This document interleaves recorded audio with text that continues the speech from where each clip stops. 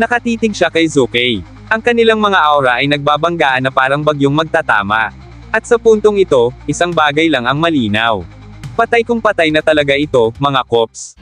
Isang malamig na pawis ang tumulo sa mukha ni Zukei, hindi dahil sa init ng laban, kundi sa biglaang pagbogso ng matinding killing intent mula kay Indra.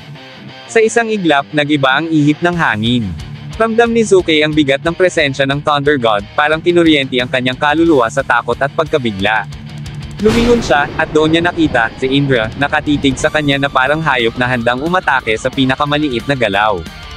Nakakatindig balahibo ang titig ni Indra. Halos hindi na niya magamit ng maayos ang sugatan niyang kanang braso, kaya inilagay niya ito sa posisyong pangdepensa. Samantala, ang kanyang kaliwang kamay, siyang nakahanda para sa opensa, ay handang-handa na sa pag-atake, punong-puno ng kidlat at matinding kapangyarihan. Isang suntok mula rito ay siguradong makakapagpabagsak kay Zukei.